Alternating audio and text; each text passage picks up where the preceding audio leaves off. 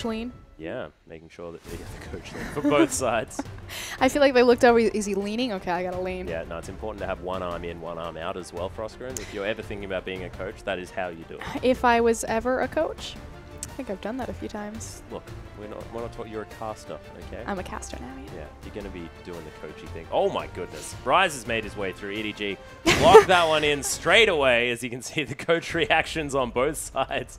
Aaron's like, yep, okay, we're into it. Don't worry, guys. Azir, of course, was the final ban there from QG as everything sort of raced through from that stage on. V thinking about denying Koro's Hecarim, grabbing his for himself. It was the coach lean. That's how we got the Rise first pick. Exactly. You got to make sure you lean over. The surprise. We did it, boys. Okay.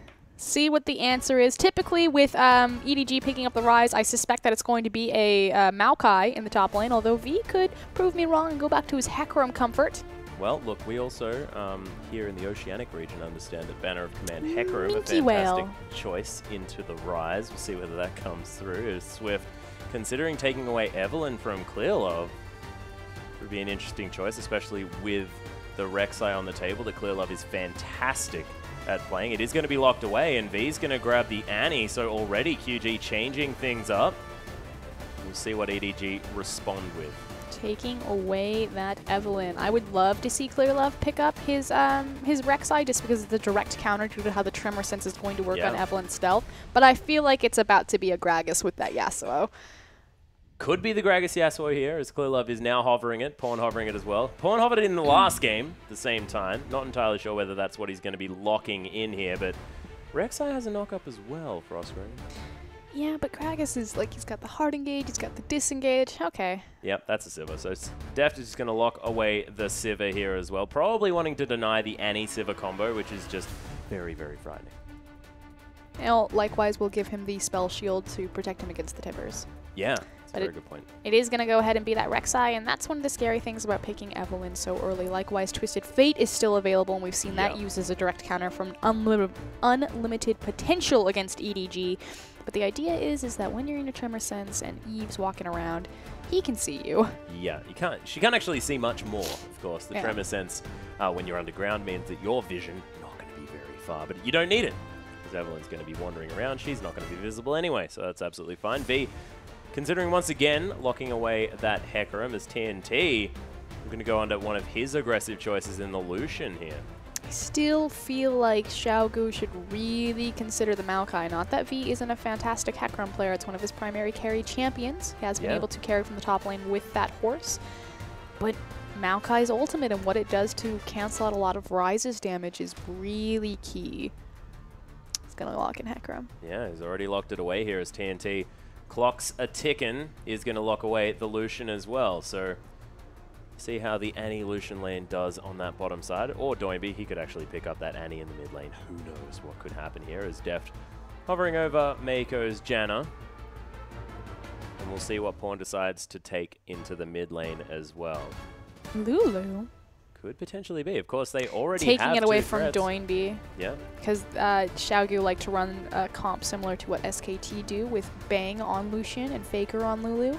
Yeah. And just to really empower. That said, they wouldn't have the Janna. It is going to be the Annie this time around, but Doinby is a fantastic Lulu player, so it would just be a direct denial, likewise what Swift was doing to Clearlove on his Evelyn. Yeah, Pawn also a fantastic Lulu player in his own right as well. Very, very strong on that hero, and you can add a little bit more utility when you do have... Please. Oh my goodness, Def. Don't you play with our hearts like that. I'll get it one day. Yeah, Lulu is going to be locked in here, and the Janna is going to be the response as well. So lots of augmentation for both of these massive hyper carries in the Rise and the Sivir. Not necessarily used to calling Sivir a hyper carry with that short range, but can get a lot of damage down. I completely space Sivir with Rise. This is incredibly important. Okay, so the number one thing about Rise is that he doesn't have any gap closers. He has a 600 range long snare, and a big issue for Lucian is that if Lucian is ever in any damage threat to hit Rise, Rise can grab him.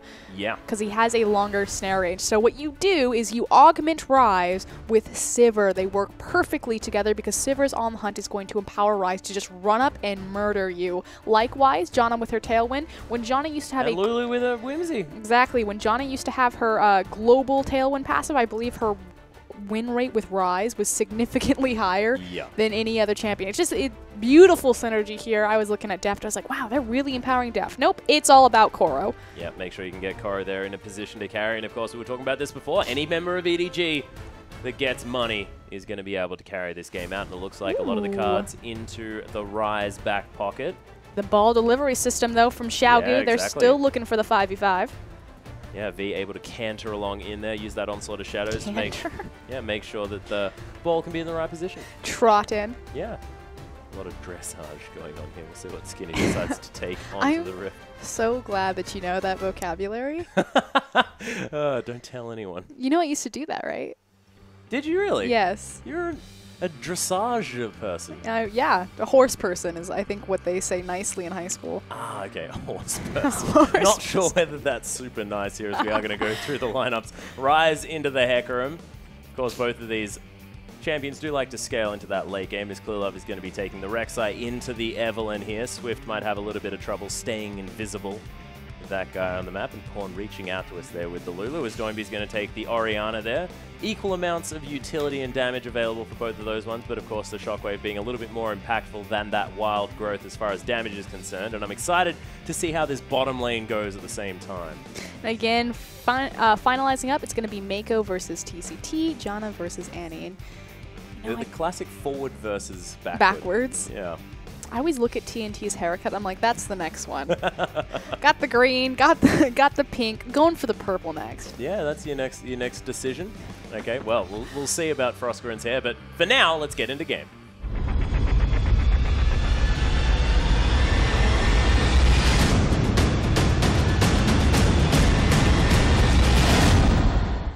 And here we are, ladies and gentlemen, onto the Rift for Game 2 between EDG and QG. EDG coming out with a victory in the end. Of course, I was going to say decisive, but QG were able to claw their way back for the last few minutes of that one before EDG did manage to get the ace and win the game. We'll see whether they can control more of the map this time around. And so far, things looking defensive as a start. We might have standard lanes once more. And again, EDG kind of defining themselves as being much about the dragon control area as well as their wave manipulation. They do empower themselves having Sivir on their team. Yeah. So we'll see if they continue with the same strategy, if they're going to try to meet Xiaogu head-to-head in these 5v5s. Have to watch out for the Wombo combo, though. Yeah, massive Wombo combo, of course. EDG more about just getting that Rise into a position to get a heap of AoE damage down, but especially the single target CC that is going to come out of this Rise in order to lock down a priority target and move on to the next one. And with the amount of augmentation that they do have with the Janna and the Lulu, just think of the shields on Rise's passive, the fact that he's going to get a natural shield built into his CDR, and then you have the Janna shield on top of it, as well as the Wild Growth and the Help Picks. Silly. I want a point where Rise is just unkillable. He's got like 25 HP, but he just keeps resetting. I'm excited for it as well. We do have a bit of a lane swap going on, though, so this is pretty classic. What TNT did is he stepped forward and he made sure that he placed down a ward where he thought that he would be spotted out before backing into Fog of War and then making the trek across map. So he is going to dodge the Sivir Janna. See what he chooses to do here. Well, actually, Deft and Mako just going to head towards this blue buff. Swift has to flash already back towards his base as this blue has been completely stopped. And Swift now with no flash has to now reattempt this blue buff. And the reason that they did that is because they saw that Lucian and TCT had committed top. TCT, of course, stepping very quickly and very far forward into the lane, so might as well go in and at least drop a ward on the buff to make sure you figure out where the jungle started. When they got in there, they saw that they were actually doing the camp and decided to punish them. But again, making that call knowing that it's just the top laner and the jungler and that the bot lane wouldn't be there to assist them. And B now continuing with the double jungle here as well. The first buff going to go down for QG, but already Clearlove has cleared out that whole side of the map by himself as well, as Koro is just going to go for the 2v1. I mean, really what this is going to do is just slow down Swift's clear as well as kind of punish any sort of early aggression, naturally, because Evelynn's very dependent on that flash for any of her kill pressure since she doesn't have any, you know, sort of gap closer built in herself. Likewise, it will slow down V, so also an advantage given to Koro. Yeah, Pawn just shoving this wave here as well in the mid. The Glitterlance is going to be his ammo this game. He's going to be able to use that ball to get things done as well. So I need to be careful here. Does have the smite though, so he's going to get a bunch of health back. You can see that rabbit's going to help out as well. So he's going to get that level 3, take down that blue as well. I'm actually really surprised that Clearlove didn't choose to immediately invade, having the information given to or where Swift and V were, especially because Mako then made the rotation at 2 minutes 15 seconds to walk back up and to assist Koro. I feel like that was a missed opportunity from EDG to be really punishing. I guess it was the fact that V wasn't in a lane just yet as well. The fact that Koro was there in that 2v1 situation meant that he probably wouldn't be able to rotate around as well, but I'm only spitballing here. And Def going to hold this wave away from the horse. Again, continuing to be fairly conservative in how they go about acquiring their leads versus pedal to the metal. Yeah. Very different style. As actually they're starting some aggression here on the top side of the map. The 2v2 of the Ryze Janna into the Annie Lucian. Here comes Swift though. Got a 3v3. We do. Clearlove's here as well. There was a pink ward in the river, so they know that there's no Evelyn coming in throughout the bottom side. Nice if you're going to get TCT nice and low. It is important though that Clearlove is in his his burrowed form, so as soon as Swift moves close enough, he will get the call. Yeah. Both of these junglers being very patient. There's the Rune Prison. Koro almost managed to bait Swift out of hiding there for a moment. As he moved forward, I believe there were pings. EDG did ping out the Evelyn. So Clearlove still staying around, still understanding that his help will be needed here as QG are looking for that first blood here on the top side of the map. Swift making his way over. Tremor Sense is being pinged out. He could actually just knock him up right now as Koro's going to get caught. Immediately flashes out the double knockup from Clearlove though as Swift gets exhausted. He's taken down so incredibly low. The heal came through, but that's first blood for the Ryze as Koro uses the last of his mana to lock that kill down.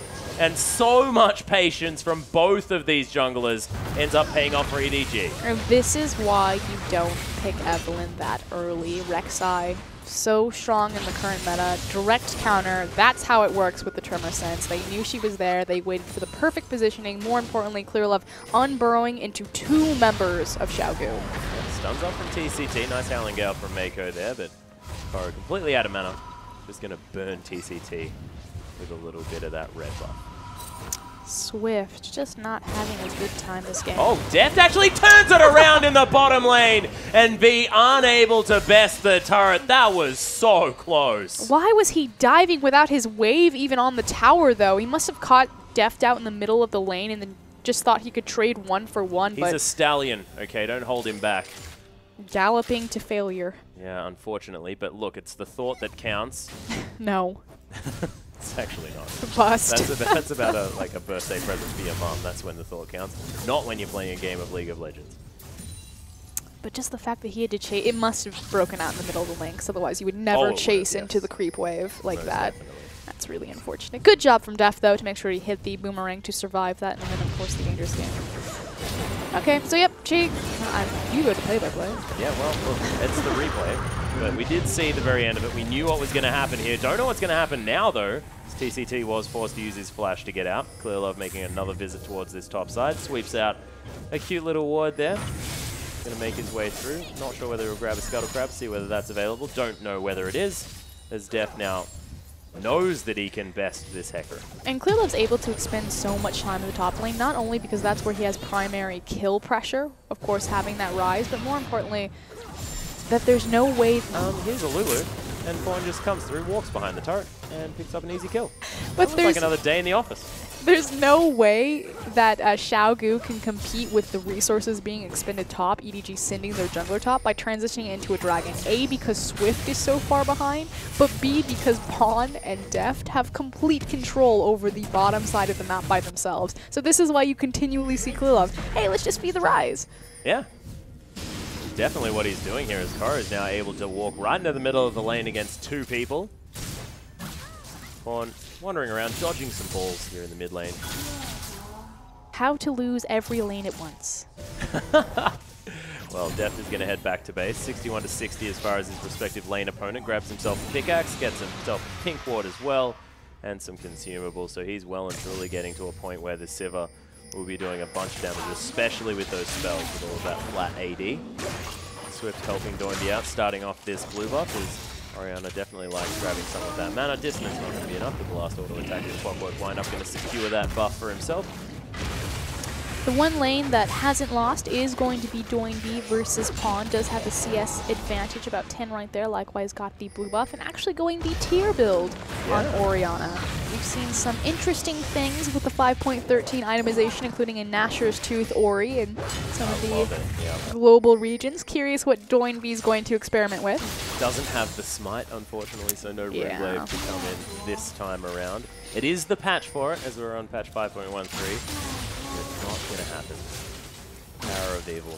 He showed us the way, but no one has joined him on his path. 800 damage per auto attack, just absurd. It's pretty silly. That's one word for it. I actually really enjoyed Rageblade when I first started playing Orianna. You still enjoy Rageblade? I haven't played Rageblade Orianna for quite some time. No, he plays Rageblade Karma every single time I duo with him. Hey, look, we won that game. Okay, I went 9-2. You just get off my back. Okay? Wasn't me, and it wasn't the Rageblade, ladies and gentlemen. That was not why we won that game. But, needless to say, we do have the complete lane swap now, as Deft has headed back up towards that top side of the map to join Mako here. And Koro is down towards the bottom side, just soaking up as much as he can. TNT, you can see that auto reset from Deft does a lot of damage. Should be noted, and the reason why he's doing more damage is because he has the itemization advantage, having the pickaxe. But it should be noted that V has shored up a lot of his CS difference. So it was 27-40 for a moment there, but of course, Deft pushing that wave in, V was able to balance it really well. Pick up a lot of that CS, and it has shored up the difference between him and Koro. Koro still with about a 10 CS lead, but definitely not the 30 that it was there for a moment. Well, in goes V here. Koro actually down very low. Swift is going to get eliminated, though. Koro still burning down with that red buff. Wants to grab that passive proc, but V, he's not going to die this time. Onslaught of Shadows, though, was very optimistic, as we had a Clear Love waiting in the wings. That's scary. 2-0-0 Rise right now with a composition that's built entirely around empowering him. Has the tier completed and is doing ridiculous amounts of damage, which effectively no battle stats. Pawn, once again, just walking towards his opponent. Shockwave comes in there, moves the ball around again. Pawn down to 200 health. He's got wild growth. Has to be so careful, but he was holding onto that ultimate for a very long time. He knew he could win that trade. He was like, Doinby, I dare you. He was just walking towards him. This is how his Lulu play works, is just keep walking at someone. That's the idea with Pawn. I feel like he does the unexpected. You assume that the enemy mid laner will back off, and that's when Pawn steps forward. Well, there's the wild growth now, as Swift did pay a visit here to the mid lane, but Doinby completely out of mana, can't stick around. Druid Lance forces him to stop his back as well, as Mako makes his presence known as well. Casual roam from Mako, that said, with the top tier tower down.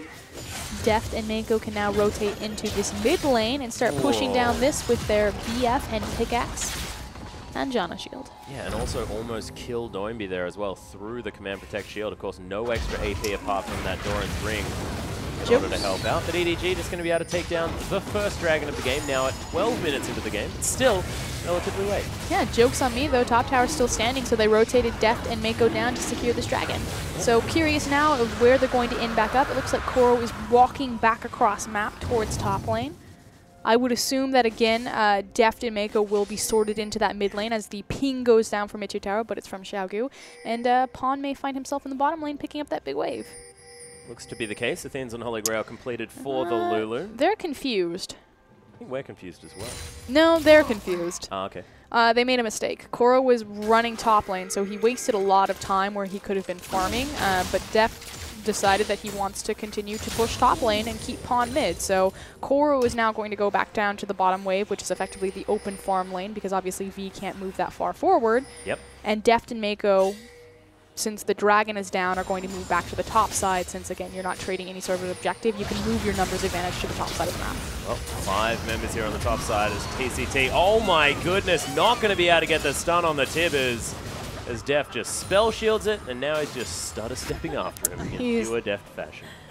Laughing. Yeah. Oh. The classic Deft maneuver. How demoralizing is that, though? Delomanizing. Delomanizing. Yeah. Alpaca? I can't even. Delpacalizing. I wanted to make a joke off of llama for alpaca, but I think it was too far. I think that was the line. It's a little bit too deep. Yeah. 3,000 gold, though, is the lead for EDG, so they are well and truly ahead. And they were going all in with QG as far as that gank in the top lane, and just stifled by one spell shield from Def. And you can see the result is he's all the way forward in this lane, farming this wave as it meets its counterpart here on the top side. And I believe that EDG now going to be able to get that top outer turret that they've been working on for quite some time.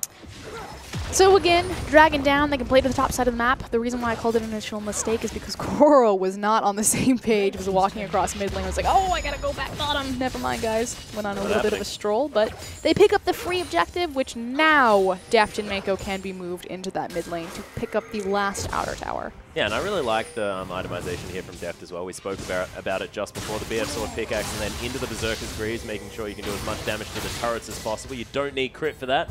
Yep. So you get the components, grab some boots, and just run your way with your new shoes towards that lane and kill everything that you can find. Oh, is he going to be able to get a clear up? Not able to get in there in time, but might look for a bit of a team fight, as the stun from TCT was enough to stop that one from coming down.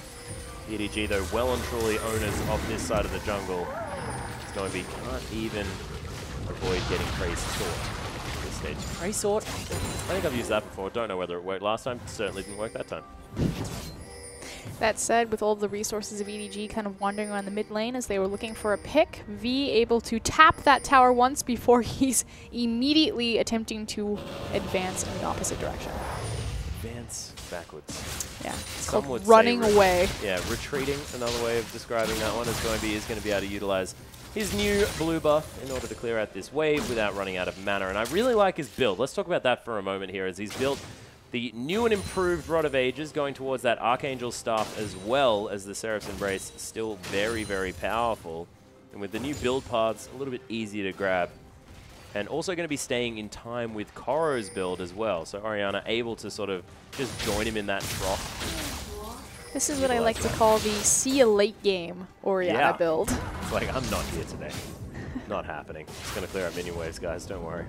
See you in 10 minutes when all my items are stacked and I hit you for massive amounts of damage. Yep. Likewise, it'll also empower the fact that Orianna's naturally tanky with her E. Yeah. You'll get the Archangel's shield. Hey, Quillo. Just popping over with that Void Rush. Def was taking the red buff. I would have loved to see him just smite the red and his way through. That would have been freaking cool. Happy birthday. Yeah. I'm going to grab this. Decided not to. Uh-oh. Oh, yeah, Mako going to get caught out. There's the Ignite down as well. Eye of the Storm to try and teleport. save him from this. Oh my goodness. Doimby flashes forward, grabs himself a kill. V, though, going to continue now with the dissonance behind him. On the hunt has to be popped here from Def. Does he have the spell shield? Avoids the fear from V. Clear Love around does knock up Doimby, but Def has to be so careful now. The flash out of the way, not going to be enough as QG, just too many members of the team. Clear Love deciding that he's going to try and engage on this one, but Corey with explosive damage. There's the Wild Growth onto Clear Love, keeping him alive for now. The Lulu doing a bunch of work as Swift is going to get cleaned up by the Glitterlance. V as well going to get slowed down. Is there going to be another help picks? A double kill for Pawn just with some auto attacks, and Koro forces everyone else out. And once the cavalry arrived, EDG come out with a decent team fight. And this is where EDG excel. It's in these skirmishes. So Clear Love going back in on what looked like a suicide mission did end up going back down, but was simply to buy time for Pawn and Koro to get back into position. Yeah, and of course, Pawn able to make sure that he picked up another couple of kills there at the same time, and you've got a 3-0-0 mid lane and top lane for EDG. And we spoke about this, the fact that Def doesn't have to carry every single game, and he, look, died. Got a fair bit of damage down, but was out of position there in that fight. In the end, it was Koro and Pawn able to clean up, and when you've got a Rise at this stage, oh, TNT able to take that from Koro. Very, very nicely done with the Ardent Blaze. Lowest damage ability. To lock it in. Liked it a lot. But yeah, of course, Koro, he's working towards power. Doesn't have the Seraph's Embrace yet. Doesn't have the Rod of Ages stacked up. And Pawn, he was sitting on an Athene, so he wasn't doing too much either. But these guys now going to be so powerful moving towards the end of the mid-game. Is Pawn building towards a Luden's Echo? It looks like a Zhonya's.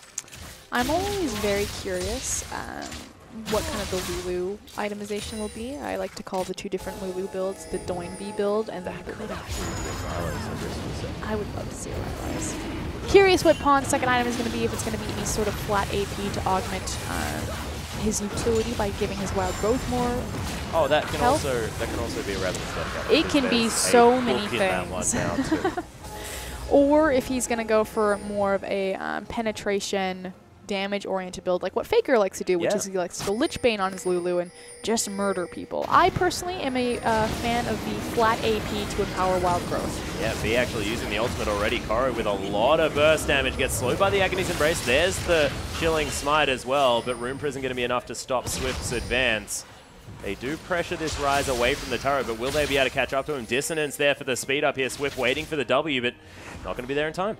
That said, the bottom tower under siege right now. TNT trying to clear that one up by using the culling. But Pawn has prepped away for the mid lane, and unfortunately Qiao are out of position for this. Yeah, and Death's going to be able to easily take this one down. It is going to be a trade of turrets, but the inner and the mid lane, a lot more map pressure now available for EDG, and I'd probably take that trade if I was this side. Hashtag worth. Likewise, it will open up another elongated lane for Koro to continue to farm in. Yep. Speaking of Orianna's late game build, Rise is like, see ya. Yeah. I'm not even in the game at the moment. That's not true. That Rod of Age is starting to stack up. I think it's at about 4 at the moment. And does have a decent CS advantage as well, considering the fact that he is in a bit of a trough. But it was the Rabadon's Death Cap, so Lulu well and truly at a point of power. And I just love the fact that Lulu can build flat AP and gain a whole lot of defensive statistics for it as well, because of course the Whimsy Shield going to be empowered and the Wild Growth giving you so much more health is so useful. And your Glitter Lance and Hell Picks do heaps of damage. The thing that I love about Lulu is I call her a superficial tank. As I say that though, TNT may be murdered. Potentially here on the hunt is going to be blown. TCT needs to get the stun, but it's only on to Clear Love at the moment. TCT sacrificing his life for his AD carry. So beautiful here in the bottom lane. He died for TNT sins, especially because TNT was wandering towards the little gap in between the tower and the wall, which would have for sure given Clear Love a very easy knock-up. Likewise, a very clean boomerang from Deft. Well, Pawn making his way around Swift. Yeah, they're looking for Koro here. He's able to pop the ultimate. Is he going to be able to get enough damage done? There's the Wild Growth. Koro's going to destroy Swift, and V's like, I'm out of here. Do not want to experience this one as Koro's just running so fast with that Whimsy. He's going to get the Rune Prison. It is going to be there. The Baron's hanging around just spectating this fight as V gets obliterated. And that's how this composition works. It's the Rise Go Fast comp. Look at it. Just on the Whimsy. And again, that flat AP is going to empower that movement speed. Exactly. So this is why I love the itemization coming out from Pawn, choosing to go for, again, flat AP versus penetration to just empower his Rise, although runs into TNT for a stroll. Culling not going to find too much, but that's a two-man ultimate from Doinby, but he's right on the wrong side of everything. Seraph's Embrace shield, is it going to be enough here? He's relatively tanky, actually, with that Rod of Ages, but not going to be enough at all as he was in no man's land. EDG able to pick up that kill onto the mid laner of QG and now continue their way around. Baron is available. Dragon not going to be available for another 4 or so minutes. As Trinity Force was completed by V, but it's not going to help him tank up in any of these team fights. More about skirmish. Normally they're much more consistent about playing from behind and kind of minimizing their losses, making sure that they don't get picked out. But I feel like continuously getting outmaneuvered and getting caught in frankly places that they shouldn't. Naturally, EDG's comp is very quick though. Yeah, EDG are able just to transition very, very quickly. There's also the fact that QG are picking fights that they think that they can win, but EDG's always there ready, always waiting to turn around that fight. And because of that, they've created themselves an 8,000 gold lead. Yeah, or they're always in the area, and normal compositions wouldn't be able to get there that quickly, but the fact that you have 20 million movement speed buffs. 20 million might be an exaggeration.